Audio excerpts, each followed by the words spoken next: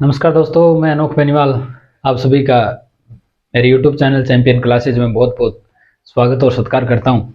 दोस्तों 11वीं क्लास का हम 12th चैप्टर है वो पढ़ रहे थे, यानी कि कोनिक सेक्शन हम पढ़ रहे थे और कोनिक सेक्शन हमने पढ़ लिया था। कोनिक सेक्शन पढ़ने के बाद में हमने वर्त के बारे में पढ़ा और वर्त की समीकरण के बारे में पढ़ा, वर्त के केंद्र के बारे में पढ़ा, वर्त की त्रिज्या के बारे में पढ़ा, इस प्रकार की चीजें पढ़ी। और पिछली क्लास में हम क्या है कि हम वर्त और रेखा का प्रतिच्छेदन हम पढ़ रहे थे, यानी कि वर्त और रेखा का प्रतिच्छेदन की कंडीशन हमने पढ़ी थी। हमने क्या पढ़ा था? वर्त व रेखा का प्रतिच्छेदन शर्त, यानी कि अगर कोई रेखा वर्त को प्रतिच्छेद कर रही है, अगर कोई रेखा वर्त को प्रतिच्छेद कर रही है तो उसको दो भागों में काटेगी, यानी कि दो बिंदुओं पे काटेगी, या फिर उसको स्पर्श करेगी, या फिर वो क्या है रेखा वर्त के बाहर से ही गुजर जाएगी। इस प्रकार की कंडीशन हमने पढ़ी थी। तो आज हम उसको दोबारा देखते हैं। यानी कि मान लीजिए कोई वर्त है वो x square plus y square बराबर ए स्क्वायर के रूप में है दोस्तों, ठीक है। ये वर्त की केंद्रीय रूप में समीकरण है दोस्तों। इसके केंद्र के निर्देशांक है दोस्तों, केंद्र इसका क्या है दोस्तों 0 0 है और इसकी त्रिज्या क्या है दोस्तों ए है। तो ये वर्त की समीकरण है, केंद्र रूप में वर्त की समीकरण है। और हम क्या देख रहे थे? कोई रेखा y बराबर एम एक्स प्लस सी है, कोई रेखा y बराबर एम एक्स प्लस सी है। तो वो अगर वर्त को क्या करेगी, इस प्रकार से दो बिंदुओं पर काटेगी, दो बिंदुओं पर काटेगी, तब वो किस प्रकार की कंडीशन का पालन करेगा वो हम देख रहे थे। अगर हम देख रहे थे कि हमें किस प्रकार की समीकरण हमें प्राप्त हो गई थी, हमें समीकरण 4 m square C square minus 4 1 plus M square और C square minus A square बराबर कैपिटल 0 से क्या है बड़ा, इस प्रकार की हम क्या है जब प्रतिच्छेद करेगी तो इस प्रकार की हमने क्या है संकारक हमने लिखा था, बिंदुओं की प्रकृति के बारे में हमने लिखा था। और यहां से हमने क्या निकाला था कि ए है वो बड़ा होगा किससे, हमेशा किससे बड़ा होगा, सी बटे under root 1 plus M square से।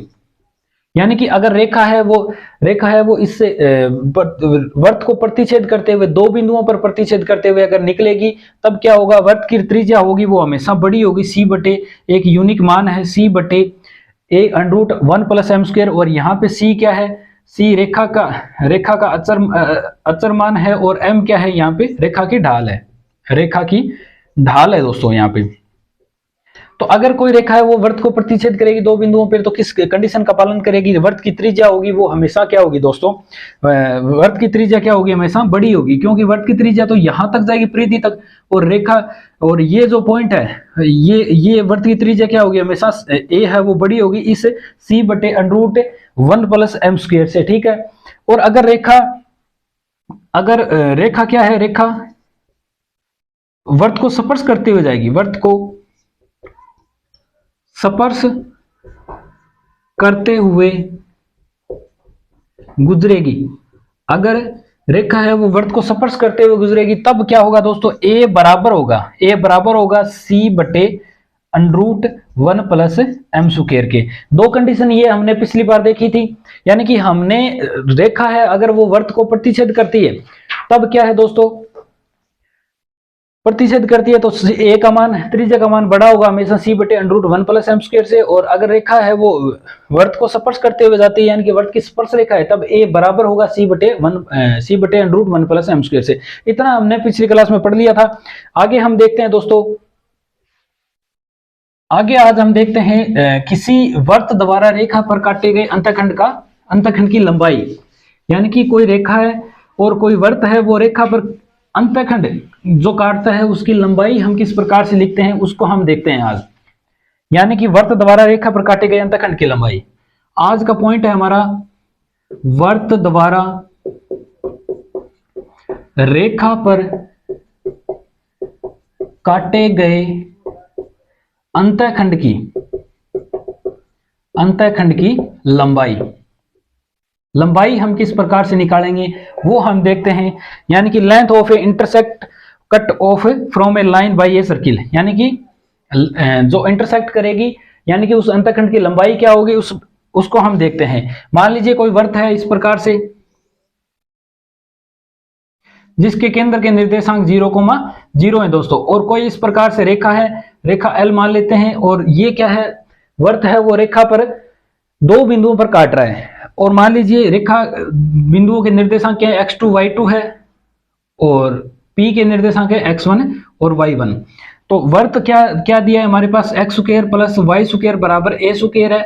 वर्त का अंत केंद्रीय रूप दिया है हमें, और कोई रेखा है, मान लीजिए y बराबर mx प्लस c है। तो हमें क्या ज्ञात करना है, PQ का मान ज्ञात करना है। हमें क्या फाइंड करना है, PQ का मान फाइंड करना है हमें। और PQ का मान है वो किस रूप में आना चाहिए, ढाल रूप में आना चाहिए। ठीक है, PQ का मान हम ढाल रूप में, समीकरण ढाल रूप में और त्रिज्या रूप में हम क्या है, दूरी जो अंतःखंड काट रही है वो निकालेंगे दोस्तों। ठीक है, तो हम यहां से सबसे पहले हम देखते हैं कि PQ सीधा निकालें तो हमारे पास क्या आ रहा है मान, PQ का मान आ रहा है हमारे पास x1 माइनस x2, यानी कि दो बिंदुओं के बीच की दूरी का सूत्र होता है x1 minus x2 plus y1 minus y2 की अंडर रूट होता है दोस्तों। y1 माइनस y की स्क्वायर का अंडर रूट हम इस प्रकार से निकालते हैं।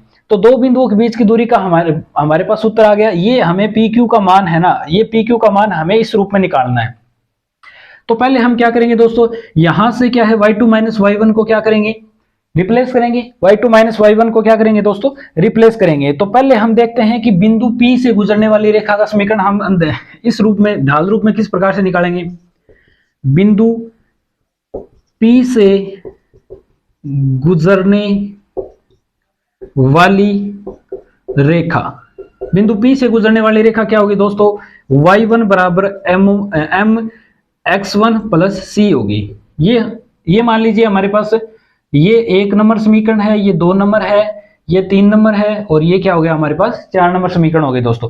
मैंने सीधा सा लिखा है, किसी एक बिंदु से गुजरने वाली रेखा का समीकरण होता है y बराबर mx प्लस c। और मान लीजिए वो बिंदु रेखा है वो x1 y1 से गुजर रही है, तो समीकरण क्या हो जाएगा, y1 बराबर mx1 प्लस c। और बिंदु q से निकालेंगे तो वो समीकरण क्या हो जाएगी, y2 बराबर mx2 प्लस c। ये दो रेखाएं हमें प्राप्त हो गई दोस्तों। अब यहां से हम क्या करेंगे, यहां से हम क्या करेंगे दोस्तों, y1 माइनस y2 का मान निकालेंगे। y1 माइनस y2 का मान निकालेंगे तो 4 में से 5 क्या कर देंगे दोस्तों, समीकरण 4 माइनस 5 कर देंगे तो हमारे पास क्या आ जाएगा, y1 माइनस y2 बराबर हमारे पास क्या आ जाएगा मान, m x1 minus x2 plus c आ जाएगा दोस्तों। ठीक है, 4 में से हमने 5 को घटा दिया, तो y1 माइनस y2 बराबर m x1 minus x2 plus c आ गया हमारे पास। इतना आपको पता चल गया, यानी कि 6 नंबर समीकरण हमारे पास आ गई। मैं आपको सीधा सा बता रहा हूं कि ये जो अंतःखंड काट रही है, उस अंतःखंड को हम क्या है, ढाल, इस रेखा की ढाल और त्रिज्या के रूप में हमें निकालना है। ठीक है, इस त्रिज्या के रूप में हमें किस प्रकार का सूत्र निकलेगा वो हम निकाल रहे हैं। यानी कि जो वर्त है वो रेखा पर किस प्रकार से अंतःखंड काट रहा है, उस अंतःखंड की लंबाई है ना, उस अंतःखंड की लंबाई हम ढाल रूप में और उस त्रिज्या रूप में हम निकाल रहे हैं।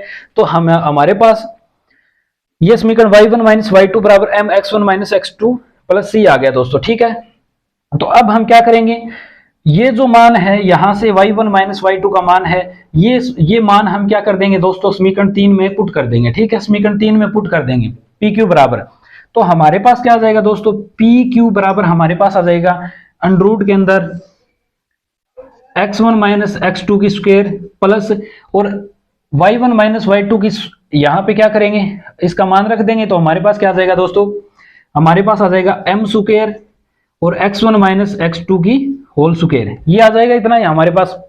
ठीक है, तो ये हमारे पास आ गया। तो इसको हम क्या करेंगे, इसमें मान पुट कर दिया।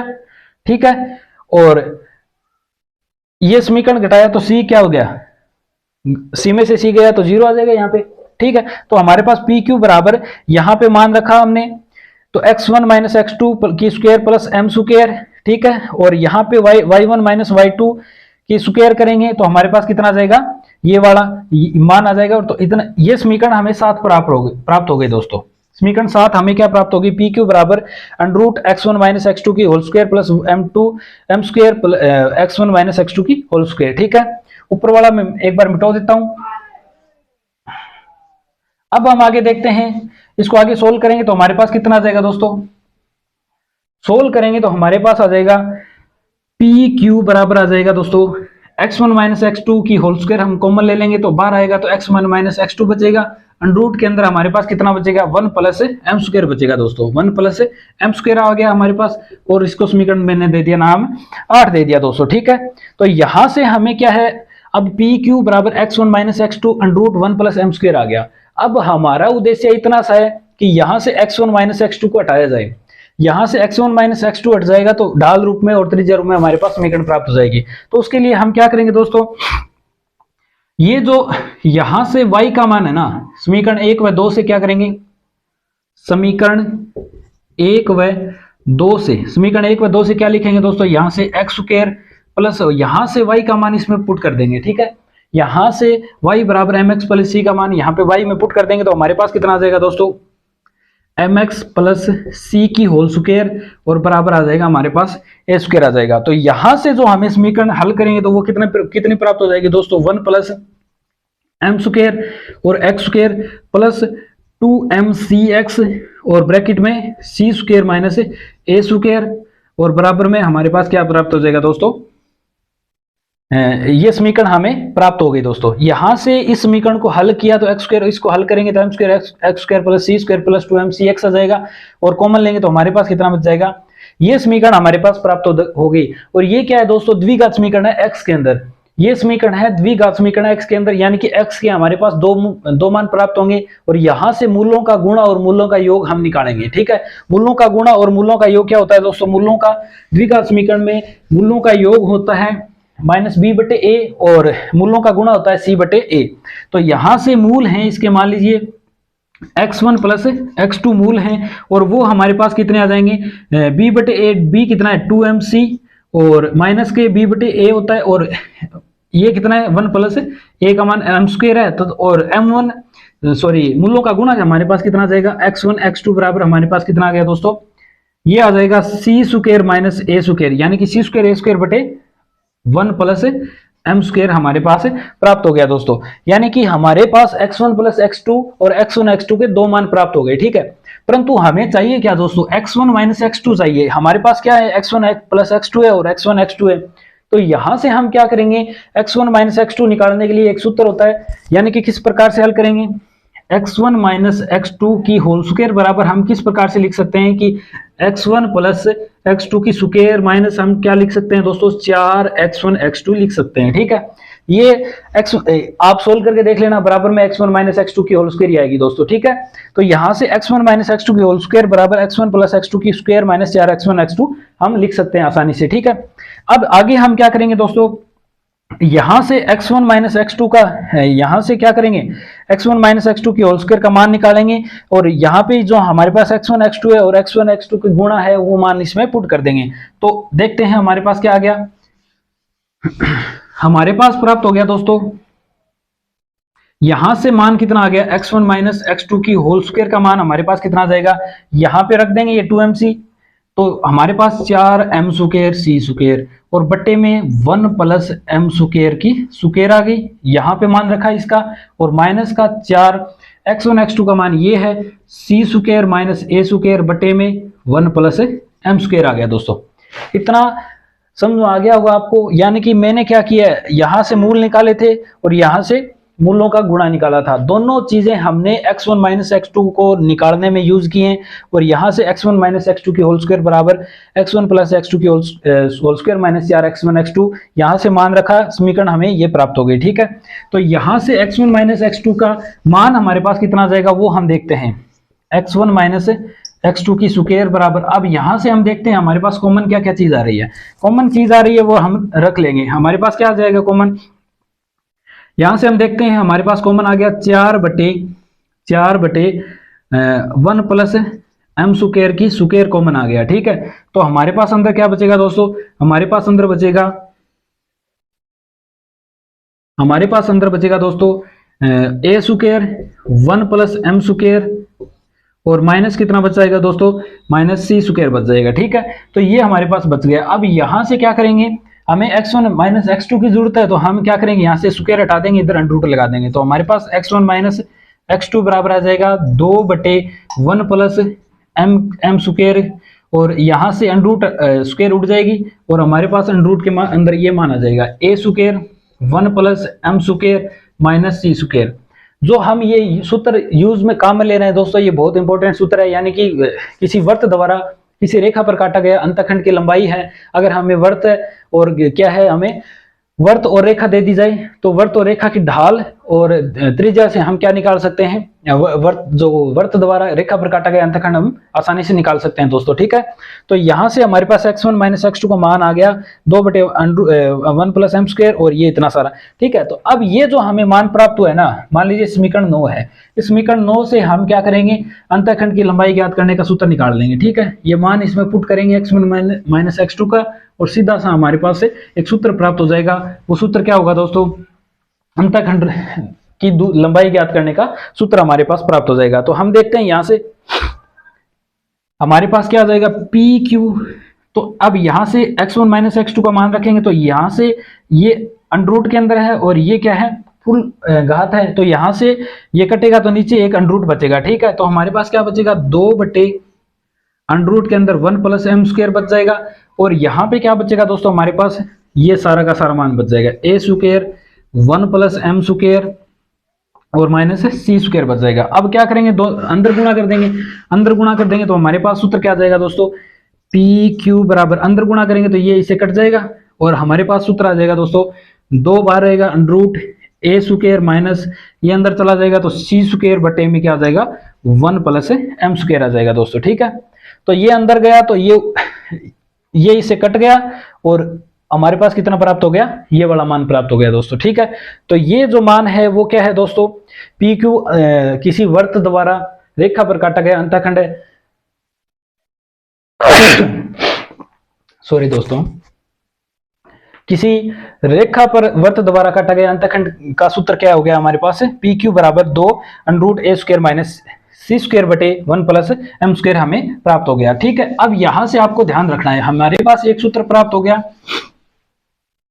इस अंतखंड की लंबाई हमें प्राप्त हो गई पी क्यू बराबर हमें प्राप्त हो गई 2/अंडरूट ए स्क्वायर माइनस सी स्क्वायर बटे 1 प्लस एम स्क्वायर।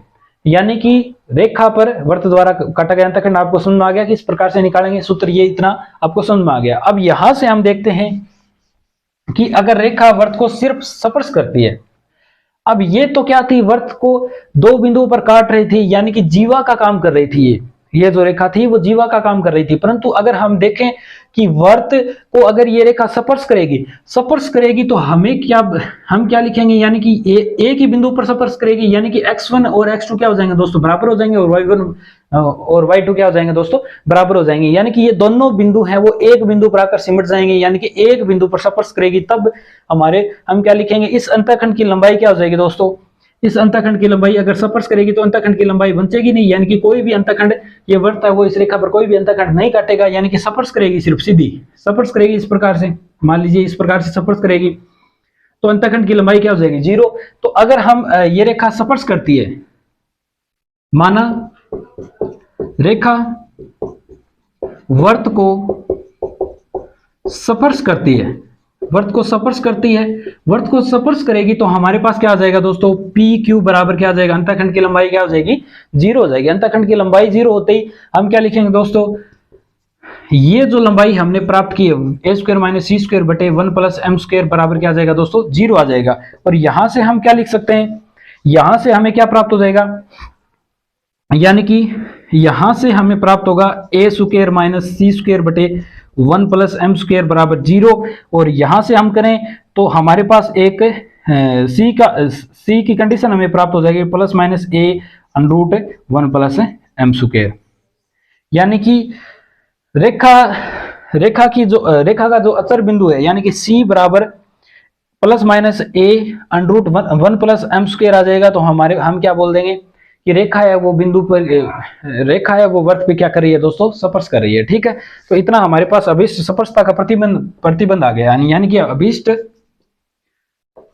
स्पर्शता का प्रतिबंध क्या आ गया दोस्तों, हमारे पास स्पर्शता का प्रतिबंध आ गया हमारे पास इस प्रकार से। C बराबर, याद रखेंगे ये चीजें, C बराबर प्लस माइनस ए अंडरूट 1 प्लस एम स्क्वायर। अगर ये हमारे पास आ जाता है, यानी कि इस समीकरण को अगर वर्त और रेखा दोनों संतुष्ट कर रहे हैं तो हम क्या बोलेंगे कि रेखा है वो वर्त को क्या कर रही है दोस्तों, एक निश्चित बिंदु पर स्पर्श कर रही है, ठीक है, और कोई अंतखंड नहीं काट रही है दोस्तों। तो C बराबर plus minus a under root 1 plus m square हमारे पास आ जाएगा दोस्तों, ठीक है। अब आगे देखते हैं स्पर्श रेखा। स्पर्श रेखा है वो किस प्रकार से, किसी वर्त पर स्पर्श रेखा का समीकरण, ठीक है, किसी वर्त पर स्पर्श रेखा का समीकरण। ये तो अंतखंड रूप में था, ठीक है, अंतखंड की लंबाई हमने निकाली थी, अंतखंड की लंबाई PQ बराबर 2 under root a square minus C square बटे 1 प्लस m स्क्वायर। अब हम निकालेंगे किसी वर्त पर स्पर्श रेखा का समीकरण क्या होता है, वो समीकरण हम देखते हैं, ठीक है। तो इतना आपको समझ में आ गया होगा। एक तो ये याद रखना है और दूसरा ये सूत्र आपको याद रखना है, ठीक है। दूसरा आगे हम देखते हैं वर्त पर स्पर्श रेखा का समीकरण। अंतखंड की लंबाई हमने निकाल दी, अंतखंड की लंबाई का सूत्र हमने निकाला, आपको याद रखना है, ठीक है। अंतखंड की लंबाई का सूत्र क्या है दोस्तों, PQ बराबर 2 under root a square minus C square बटे 1 प्लस m स्क्वायर है, ठीक है, ये याद रखेंगे। आगे हम देखते हैं वर्त स्पर्श रेखा। आगे हमारा टॉपिक है स्पर्श रेखा। स्पर्श रेखा, सॉरी दोस्तों ये चल नहीं रहा, आगे है स्पर्श रेखा।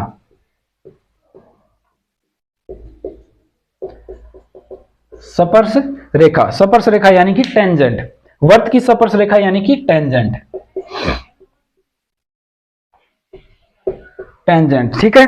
तो पहले हम मान के चलते हैं कि कोई वर्त है इस प्रकार से, और वो क्या है, कोई वर्त है इस प्रकार से, और उस वर्त को एक रेखा है, वो एक रेखा L है, वो क्या कर रही है, दो बिंदुओं पर क्या कर रही है, दो बिंदुओं पर काट रही है, ठीक है। और उस बिंदु के निर्देशांक हम मान लीजिए x2 x1 x2 y2 और x1 और y1 है दोस्तों, ठीक है। तो पहले हम क्या है, स्पर्श रेखा का समीकरण, हम वर्त पर स्पर्श रेखा का समीकरण हम निकाल रहे हैं, और वहां पे हमने शुरू किया है, मान लीजिए कोई वर्त है और वर्त पे कोई रेखा है, वो उस दो बिंदुओं पर इस प्रकार से काट रही है। तो दो बिंदुओं से जाने वाली रेखा का समीकरण क्या होता है दोस्तों, दो बिंदुओं से गुजरने वाली रेखा का समीकरण,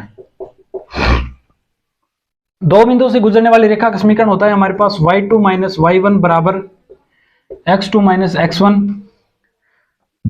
सॉरी ऊपर आता है y2 माइनस y1, ठीक है। तो यहां पे आएगा y माइनस y1 बराबर y2 माइनस y1 और बटे में x2 माइनस x1 और ब्रैकेट में x माइनस x1। ये समीकरण एक हम रखेंगे, यानी कि दो बिंदुओं पर काट रही है और दो बिंदुओं से जाने वाली रेखा का समीकरण हमारे पास क्या होता है, ढाल रूप में, ढाल होती है ये, और y माइनस y1 बराबर y2 माइनस y1 और x माइनस x1। चूंकि हमें दिया हुआ है, चूंकि हमें दिया हुआ है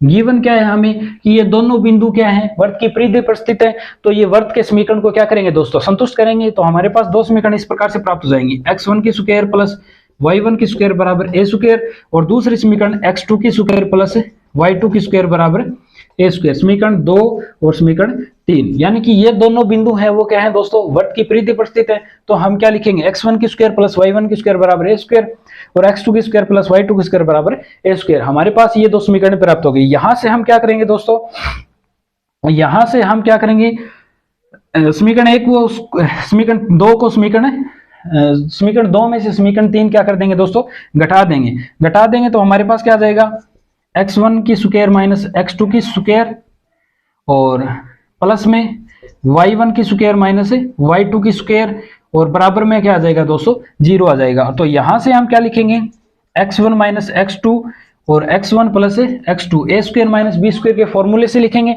और प्लस में यहां पे क्या लिखेंगे, y1 माइनस y2 और y1 प्लस y2 बराबर 0 लिखेंगे। तो यहां से हमारे पास क्या मान प्राप्त हो जाएगा,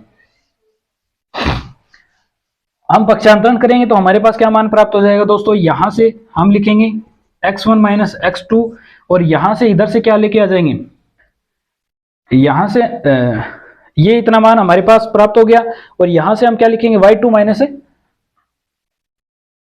यहां से y2 माइनस y1, और बटे में हमारे पास क्या प्राप्त हो जाएगा, x2 माइनस x1 बराबर कितना प्राप्त हो जाएगा दोस्तों, माइनस का x2 प्लस x1 और बटे में हमारे पास हो गया y2 प्लस y1। ठीक है, इतना मान हमारे पास क्या हो गया दोस्तों, प्राप्त हो गया। तो यह मान 2 में रखने पर, यह मान है वो समीकरण क्या करे, क्या किस में रखेंगे, इसमें रखेंगे। तो इसमें रखेंगे तो हमारे पास क्या समीकरण प्राप्त हो जाएगी दोस्तों, हमारे पास समीकरण प्राप्त हो जाएगी y माइनस वाई वन बराबर माइनस x2 प्लस x1 और बटे में हमारे पास हो जाएगा y2 प्लस y1 और ब्रैकेट में हमारे पास आ जाएगा x माइनस x2।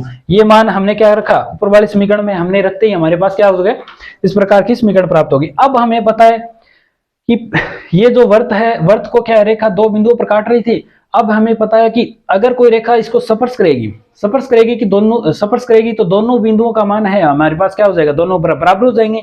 यानी कि हम क्या लिखेंगे, अगर x1 बराबर x2 हो और y1 बराबर y2 हो, x1 बराबर x2 हो और y1 बराबर y2 रखेंगे, क्योंकि स्पर्श रेखा है वो वर्त पर क्या करेगी, एक ही बिंदु पर क्या करेगी, स्पर्श करती है। तो दोनों बिंदु अगर संपाती हो जाए, एक दूसरे के ऊपर आ जाए, यानी कि दोनों बिंदुओं के निर्देशांक दो बराबर हो जाएंगे, तब हमारे पास क्या हो जाएगी, वर्त की समीकरण प्राप्त हो जाएगी। तब इस समीकरण में हम क्या लिखेंगे, x1 बराबर x2 और y1 बराबर y2 लिखेंगे, तो हमारे पास स्पर्श रेखा का समीकरण हमारे पास आ जाएगा दोस्तों। ठीक है, तो यहां से हम क्या करते हैं, इस समीकरण में x1 बराबर x2 और y1 बराबर y2 रखेंगे, तो हमारे पास क्या हो जाएगा दोस्तों, क्या प्राप्त हो जाएगा, रेखा प्राप्त हो जाएगी। यानी कि हमारे पास क्या आ जाएगा, y माइनस y1 और हमारे पास आ जाएगा माइनस का 2x1 और बटे में आ जाएगा 2y1 और यहाँ पे हमारे पास प्राप्त हो जाएगा x माइनस x2। ठीक है, सॉरी x1 और x2 तो क्या हो गए दोस्तों, बराबर हो गए। तो हमने इसको क्या कर लिख लिया, x1 की फॉर्म में और y1 की फॉर्म में लिख लिया। तो यहाँ से इसको सोल्व करते हैं तो हमारे पास आता है x1 प्लस y1। ठीक है, और बराबर में a square, x1 plus y1 बराबर में क्या आ जाएगा दोस्तों, ए स्क्वायर। तो ये जो रेखा हमें, ये जो समीकरण हमें प्राप्त हुई है वो क्या है दोस्तों, वर्त की स्पर्श रेखा का समीकरण है। ये जो रेखा हमें प्राप्त हुई है वो क्या है दोस्तों, वर्त की स्पर्श रेखा का समीकरण है। ये हमें याद रखना है। अगर कोई रेखा हमें दे देगा तो उसके निर्देशांक हम क्या करेंगे, जिस बिंदु पे अगर कोई रेखा काट रही है, सॉरी स्पर्श कर रही है, तो उस बिंदु के निर्देशांक हम क्या करेंगे, इस प्रकार से उस स्पर्श रेखा का समीकरण हम लिख सकते हैं। ठीक है, और वर्त का समीकरण हमने क्या लिया था, x square plus y square बराबर ए स्क्वायर लिया था। तो यहां से हम क्या करेंगे, अगर इस वर्त की स्पर्श रेखा हमें निकालनी है तो वर्त की स्पर्श रेखा का समीकरण होता है x x one plus y Y one बराबर ए स्क्वायर। यानी कि हम यहां से क्या प्रतिस्थापन क्या करें, यानी कि एक्स स्क्वायर बराबर हम प्रतिस्थापन करें एक्स एक्स वन और वाई स्क्वायर बराबर हम प्रतिस्थापन करें वाई वाई वन। अगर किसी वर्त के समीकरण में हम एक्स स्क्वायर की जगह एक्स एक्स वन और वाई स्क्वायर की जगह वाई वाई वन अगर प्रतिस्थापित कर देते हैं तो हमारे पास क्या हो जाएगा दोस्तों, उस वर्त का समीकरण हमें प्राप्त हो जाएगा। और ये सिर्फ वर्त के लिए लागू नहीं होता दोस्तों, ये सिर्फ वर्त के लिए लागू नहीं होता, आगे परवलय और दीर्घवृत्त में भी लागू होगा। यानी कि अगर परवलय और दीर्घवृत्त में एक्स स्क्वायर की घात है, दो घात है, यानी कि द्विघात है, तो द्विघात की जगह हम क्या लिखेंगे, एक्स एक्स वन लिखेंगे, वाई स्क्वायर में है तो वाई वाई वन लिखेंगे दोस्तों। और हमारे पास क्या हो जाएगा, उस वर्त की या फिर परवलय की हमारे पास क्या हो जाएगी, स्पर्श रेखा प्राप्त हो जाएगी दोस्तों। ठीक है, तो इतना हमारे पास है, आ गया, इतना हमारे पास है। वर्त की स्पर्श रेखा का समीकरण हम इस प्रकार से निकाल सकते हैं। अब आगे हम देखते हैं प्रवणता के रूप में स्पर्श रेखा का समीकरण। प्रवणता यानी कि ढाल रूप में, ये तो क्या है, बिंदु रूप में क्या है, स्पर्श रेखा का समीकरण है। ये हमने निकाला था x x one plus y Y one और बराबर में ए स्क्वायर। ये क्या है, बिंदु रूप में, बिंदु रूप में स्पर्श रेखा का समीकरण है दोस्तों, स्पर्श रेखा का समीकरण है। ठीक है, बिंदु रूप में है ये। और अब हम निकालेंगे प्रवणता रूप में स्पर्श रेखा का समीकरण। आगे हम देखते हैं प्रवणता रूप में स्पर्श रेखा का समीकरण, यानी कि ढाल रूप में किस प्रकार से स्पर्श रेखा का समीकरण हम लिखते हैं वो हम देखते हैं। ढाल रूप में, यानी कि ढाल रूप में, ढाल रूप में स्पर्श रेखा का समीकरण। तो वर्त हमें, मान लीजिए वर्त हमें दिया हुआ है, वर्त हमें दिया हुआ है x square plus y square, x square plus y square बराबर ए स्क्वायर। और के बिंदु मान लीजिए P x one y one पर कोई स्पर्श रेखा, स्पर्श रेखा का समीकरण के बिंदु, बिंदु x1 और y1, x1 और y1 पर क्या है, स्पर्श रेखा का समीकरण हमें निकालना है। तो ढाल रूप में, बिंदु रूप में क्या होता है दोस्तों, x x one plus y Y one बराबर क्या होता है, ए स्क्वायर होता है। X x one plus y one बराबर ए स्क्वायर होता है। ये अभी अभी हमने निकाला है, ठीक है। तो ये हमने निकाला, तो यहां से हम क्या करेंगे, इसकी तुलना करेंगे y बराबर एम एक्स प्लस सी से, यानी कि रेखा के ढाल रूप से इसकी क्या करेंगे, तुलना करेंगे। तो हमारे पास क्या आ जाएगा दोस्तों, वाई वाई वन बराबर minus X x one minus plus A square आ जाएगा। ये वाई वाई वन इधर रख लेंगे और एक्स एक्स वन इधर चला जाएगा। यहां से हम क्या करेंगे, वाई वन को नीचे भेज देंगे, वाई बराबर माइनस एक्स और वाई वन नीचे चला जाएगा, तो एक्स वन बटे वाई वन और प्लस में ए स्क्वायर बटे वाई वन हमारे पास ये इतना आ जाएगा दोस्तों, ठीक है। तो यहां से ढाल का मान क्या आ गया, तुलना करेंगे दोनों की, तो m बराबर कितना आ जाएगा हमारे पास, m बराबर आ गया हमारे पास माइनस एक्स वन बटे वाई वन आ गया। और तो यहां से एक्स वन बराबर कितना आ गया हमारे पास, माइनस का m वाई वन आ गया। यहां से एक्स वन का मान हमने निकाल लिया माइनस m वाई वन, ठीक है। अब ये जो बिंदु है, ठीक है, ये जो बिंदु है वो किस पे स्थित है दोस्तों, वर्त पे स्थित है। तो ये बिंदु वर्त को क्या करेगा, संतुष्ट करेगा। तो हम क्या करेंगे, इस बिंदु को संतुष्ट करवा देंगे। जैसे कि हमें ये बिंदु x1 y1 दिया है, तो पहले क्या लिखेंगे, x1 की स्क्वायर प्लस y1 की स्क्वायर बराबर हमारे पास क्या आ गया दोस्तों, a स्क्वायर आ गया। और अब x1 का मान हमारे पास कितना है, माइनस m y1, तो मान रख देंगे यहां से इसमें, तो m स्क्वायर और y1 की स्क्वायर प्लस y1 की स्क्वायर बराबर क्या आ गया दोस्तों, a स्क्वायर आ गया। तो यहां से y1 का मान हम निकालेंगे, तो हमारे पास कितना आ जाएगा दोस्तों, प्लस माइनस a बटे root one plus M square आ जाएगा, ठीक है। और x1 कितना आ जाएगा दोस्तों, यहां से x1 निकालेंगे तो माइनस प्लस ए एम बटे root one plus M square आ जाएगा। यानी कि जिस बिंदु पे क्या है, वो रेखा है, वो क्या है, वर्त को स्पर्श कर रही थी, उस बिंदु के निर्देशांक हमारे पास कितने आ गए, x1 बराबर कितना आ गया, इस प्रकार से ए एम बटे root one plus M square, और y1 कितना आ गया, प्लस माइनस ए बटे root one plus M square आ गया दोस्तों, ठीक है। तो अब हमारे पास क्या आ जाएगी, बिंदु के निर्देशांक हमारे कितना आ गए, हमने x1 y1 माने थे, वो ढाल रूप में बिंदु के निर्देशांक क्या आ गए हमारे पास, ये जो बिंदु है ढाल रूप में बिंदु के निर्देशांक हमारे पास क्या आ जाएंगे दोस्तों। यानी कि कोई रेखा है, वो रेखा बिंदु पर स्पर्श करती है, वर्त के बिंदु पर स्पर्श करती है, तो उस बिंदु के निर्देशांक ढाल रूप में हमारे पास क्या आ गए दोस्तों, वो हमने निकाले हैं ये। यानी कि x1 तो क्या है, ए एम बटे root one plus M square, और y1 क्या है दोस्तों हमारे पास, a बटे root one plus M square. यानी कि हमारे पास बिंदु के निर्देशांक आ गए, जहां पर क्या है वो ढाल रूप में आगे, और जहां पर वो क्या है रेखा स्पर्श करती है। तो दो बिंदुओं से जाने वाली स्पर्श रेखा का समीकरण हम किस प्रकार से निकाल लेंगे, ये बिंदु है और यहाँ इन दो बिंदुओं से जाने वाली, इस बिंदु से जाने वाली स्पर्श रेखा का समीकरण हम किस प्रकार से लिख देंगे, y बराबर हमारे पास क्या आ जाएगा दोस्तों, M X plus minus A root one plus M square आ जाएगा दोस्तों, ठीक है। तो ये जो रेखा, ये जो समीकरण हमें प्राप्त हुई है, ये जो समीकरण प्राप्त हुई है वो है ढाल रूप में स्पर्श रेखा का समीकरण, ढाल रूप में स्पर्श रेखा का समीकरण। अब इसको हम किस प्रकार से लिखेंगे, ढाल रूप में बिंदु के निर्देशांक तो ये आ गए हमारे पास, यानी कि माइनस प्लस लिखेंगे और प्लस माइनस लिखेंगे। यानी कि अगर ये प्लस होगा तो ये माइनस होगा, ये माइनस होगा तो ये क्या होगा दोस्तों, प्लस होगा, ये उल्टे होंगे, इसलिए इसको माइनस प्लस लिख रहे हैं, इसको प्लस माइनस लिख रहे हैं। तो इतना आपको समझ में आ गया होगा कि स्पर्श रेखा का बिंदु रूप में समीकरण क्या होता है। बिंदु रूप में तो होता है x x one plus y Y one बराबर ए स्क्वायर, ये तो होता है बिंदु रूप में समीकरण। और ढाल रूप में समीकरण क्या होता है दोस्तों, ढाल रूप में समीकरण हमारे पास आ गया वाई बराबर M X plus minus A root one plus M square आ गया दोस्तों, ठीक है।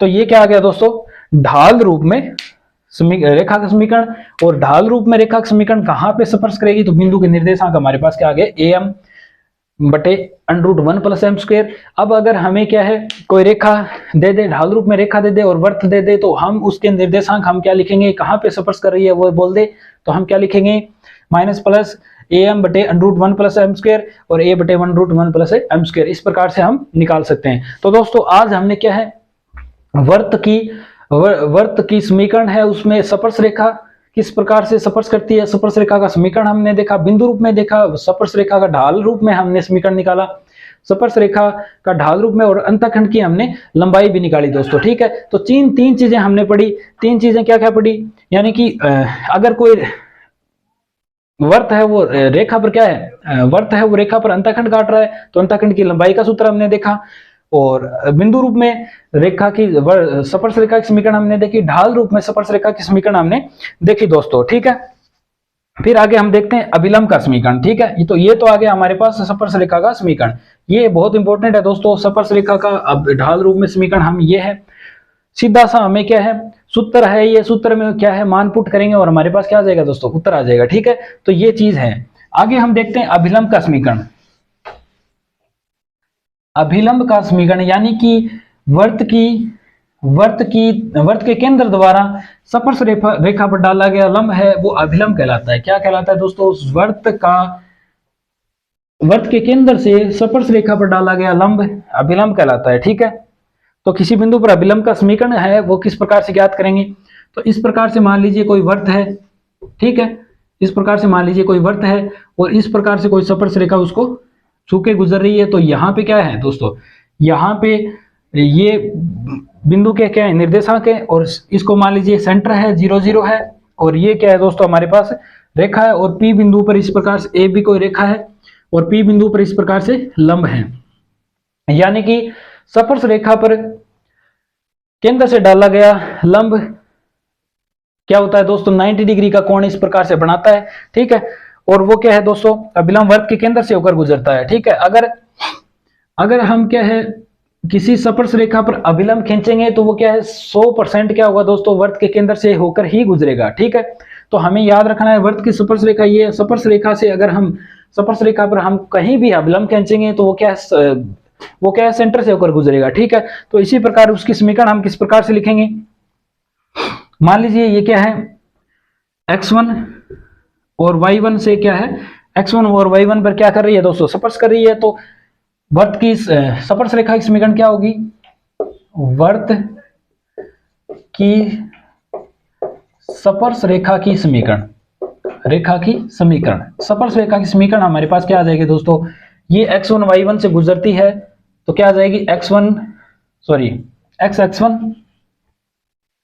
x1 प्लस y1 बराबर a स्क्वायर, ये आ जाएगी दोस्तों। ये हमने अभी निकाली है वर्त की स्पर्श रेखा का समीकरण। अगर कोई बिंदु रेखा बिंदु P पर x1 y1 पर स्पर्श करती है तो स्पर्श रेखा का समीकरण क्या होता है, x1 प्लस y1 बराबर a स्क्वायर होता है दोस्तों। ठीक है, तो इतना हमने निकाल लिया। यहां से y बराबर हम क्या निकालेंगे दोस्तों, यहां से y बराबर इसको y बराबर mx प्लस c रूप में लिखेंगे। किस प्रकार से आएगा, y बराबर x1 बटे y1 x, और प्लस में हमारे पास क्या आ जाएगा दोस्तों, a स्क्वायर बटे y1 आ जाएगा। तो यहां से इस रेखा की ढाल क्या आ गई, हमारे पास ढाल आ गई x1 बटे y1। ये क्या आ गई दोस्तों, रेखा की ढाल आ गई हमारे पास, रेखा की ढाल इस प्रकार से, ये क्या है हमारे पास रेखा की ढाल है। ठीक है, अब ये रेखा की ढाल यानी कि इस रेखा की जो स्पर्श करती है, इस रेखा की ढाल हमारे पास -x1 और y1 है, तो इस रेखा पर जो अभिलंब है उसकी ढाल क्या होगी दोस्तों, यानी कि मैंने पिछली क्लास में पिछला चैप्टर जब हमने सरल रेखा किया था तब मैंने आपको बताया था कि अगर दो रेखाएं एक दूसरे को लंबवत काटती हैं तो दोनों ढालों का गुणनफल है वो -1 के बराबर होता है। ठीक है, तो हमें पता है कि सूत्र क्या होता है, m1 m2 बराबर क्या था दोस्तों, -1 प्राप्त होगा। ठीक है, तो यहां से हम क्या है अभिलंब की ढाल किस प्रकार से निकाल लेंगे, अभिलंब की ढाल हमारे पास क्या आ जाएगी दोस्तों, इसका उल्टा हो जाएगी और बटे में x1 और क्या हो जाएगा धनात्मक हो जाएगा दोस्तों। ठीक है, तो अभिलंब की ढाल है जो ये जो अभिलंब है इसकी ढाल हमारे पास क्या आ जाएगी दोस्तों, y1 बटे x1 आ जाएगी। ठीक है, तो कोई अब ये क्या है स्पर्श रेखा है उस पर हमने अभिलंब डाला था, अभिलंब की ढाल हमने निकाल ली है। तो किसी रेखा की ढाल दी हुई हो और वो है किसी बिंदु से गुजरता है तो उसकी समीकरण हम आसानी से निकाल लेंगे। यानी कि अभिलंब का समीकरण हम किस प्रकार से निकाल लेंगे कि ये जो अभिलंब है वो सेंटर से गुजर रहा है और उसकी ढाल हमारे पास आ गई y1 बटे x1। तो हम क्या करेंगे, सीधी सी बात है, हम क्या करेंगे उसको समीकरण में पुट करेंगे। यानी कि अभिलंब का समीकरण क्या आ जाएगा, अभिलंब का समीकरण हमारे पास क्या आ जाएगा दोस्तों, अब y माइनस वाई वन, और ढाल हमारे पास क्या दी हुई है, y1 बटे x1 और x माइनस x1, ये आ जाएगा दोस्तों। ठीक है, यहां से इसको सोल्व करेंगे तो हमारे पास आ जाएगा x y1 minus y x1 बराबर 0। ठीक है, ये आ गया अभिलंब रूप में, अभिलंब का बिंदु रूप में समीकरण। अभिलंब का बिंदु रूप में समीकरण हमारे पास क्या आ गया दोस्तों, ये जो अभिलंब है ना, इसकी तो समीकरण क्या थी दोस्तों, x x1 plus y y1 y1 बराबर a स्क्वायर थी। और इसका जो समीकरण हमारे पास क्या आ गया दोस्तों, अभिलंब का समीकरण हमारे पास क्या आ गया दोस्तों, सो x y1 minus y x1 बराबर 0 आ गया दोस्तों। ठीक है, बराबर क्या आ गया दोस्तों, 0। तो ये अभिलंब का समीकरण हमें प्राप्त हो गया। अभिलंब का समीकरण हमारे पास क्या हो गया, स्पर्श रेखा का तो ये है x x1 plus y y1 बराबर a स्क्वायर, और अभिलंब का समीकरण हमारे पास हो गया x y1 minus y x1 बराबर 0। ठीक है, इतना आपको समझ में आ गया होगा। और अब अगर प्रवणता रूप में देखें तो ये तो क्या था, बिंदु रूप में, तो अभिलंब का प्रवणता रूप में समीकरण क्या होगा, किस प्रकार से होगा, अभिलंब का प्रवणता रूप में यानी कि टेंजेंट रूप में, टेंजेंट रूप में समीकरण। अब अभिलंब का टेंजेंट रूप में समीकरण हम किस प्रकार से लिखेंगे, मान लीजिए रेखा की ढाल क्या है, रेखा की ढाल तो मान लीजिए क्या है, रेखा की ढाल m है, तो अभिलंब की ढाल क्या होगी, रेखा की ढाल m है, तो अभिलंब की क्या होगी दोस्तों, अभिलंब की ढाल हम किस प्रकार से लिखेंगे, माइनस 1/m लिखेंगे।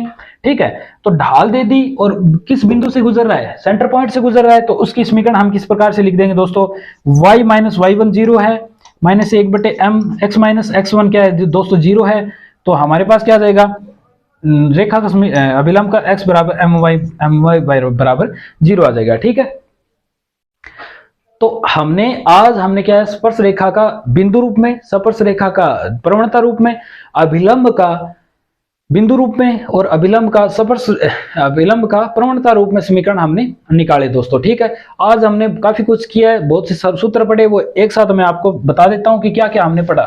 ठीक है, उसके बाद में हम क्या क्या करेंगे दोस्तों, क्वेश्चन करेंगे। हमने 4-5 चीजें आज हमने पढ़ी है, तो थोड़ा सा वापिस रिपीट कर लेते हैं क्या क्या पढ़ा है हमने। पहली तो हमने देखी थी, पहला तो हमने क्या देखा था दोस्तों, वृत्त द्वारा रेखा पर काटे गए अंतखंड की लंबाई। पहला हमारे पास था वृत्त द्वारा रेखा पर काटे गए अंतखंड की लंबाई। ठीक है, वृत्त द्वारा रेखा पर काटे गए अंतखंड की लंबाई, वृत्त द्वारा रेखा पर काटे गए अंतखंड की लंबाई पी क्यू बराबर हमारे पास आ गया था 2√a square minus c square बटे 1 प्लस m स्क्वायर, ये हमें प्राप्त हुई थी। पी क्यू बराबर 2 into √a square minus c square बटे m स्क्वायर, ये था वृत्त द्वारा रेखा पर काटे गए अंतखंड की लंबाई। ठीक है, अगर वो रेखा स्पर्श रेखा है, स्पर्श रेखा है, तब हमारे पास क्या प्राप्त हो गया था, पी क्यू बराबर 0 प्राप्त हो गया था। और यहां से हमने एक कंडीशन निकाली थी, c बराबर हमारे पास आया था plus minus √1 plus m square. ठीक है, ये हमने पढ़ा था। इसके बाद में हम क्या देख रहे थे, इसके बाद में हमने देखा था रेखा का बिंदु रूप में समीकरण। ठीक है, रेखा का बिंदु रूप में समीकरण, रेखा का बिंदु रूप में समीकरण हमने क्या लिखा, आज क्या पढ़ा है दोस्तों, x x1 plus y y1 बराबर a स्क्वायर। और रेखा का प्रवणता रूप में समीकरण क्या पढ़ा दोस्तों, प्रवणता रूप में समीकरण हमने क्या पढ़ा है आज, प्रवणता रूप में समीकरण था दोस्तों y बराबर mx plus minus a √1 plus m square, ये पढ़ा था। ठीक है, और प्रवणता रूप में रेखा का समीकरण और प्रवणता रूप में स्पर्श रेखा के स्पर्श बिंदु क्या थे दोस्तों, किन बिंदुओं पर रेखा है वो स्पर्श कर रही थी, तो प्रवणता रूप में क्या थे दोस्तों, माइनस प्लस a m बटे √1 प्लस a स्क्वायर और प्लस माइनस c बटे हमारे पास क्या थे दोस्तों, a बटे क्या थे 1 प्लस m स्क्वायर। ठीक है, तो ये थे हमारे पास यानी कि स्पर्श रेखा है वो किस बिंदु पर क्या है, स्पर्श कर रही है, उस बिंदु के निर्देशांक माइनस प्लस ए एम बटे under root 1 plus M square plus minus A बटे under root 1 plus M square. ये हमने आज पढ़ा था। ठीक है, आगे हम देखते हैं अभिलंब रूप में, अभिलंब का समीकरण।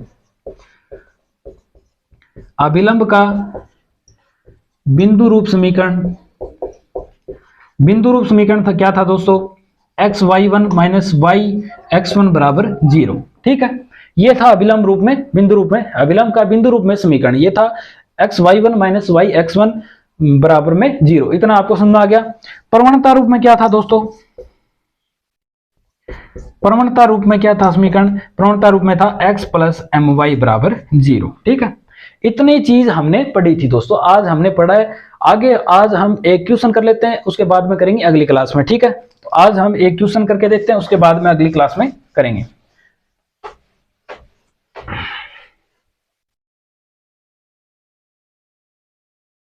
क्वेश्चन हमारे पास है दोस्तों, वर्त एक्स स्क्वायर, क्वेश्चन है वर्त हमें दिया है x square plus y square minus 5x minus y plus 4 बराबर 0 है, और सरल रेखा हमें दिया है, सरल रेखा, सरल रेखा हमें क्या दे दिया दोस्तों, सरल रेखा हमें दे दी x माइनस 2y प्लस 1 बराबर 0।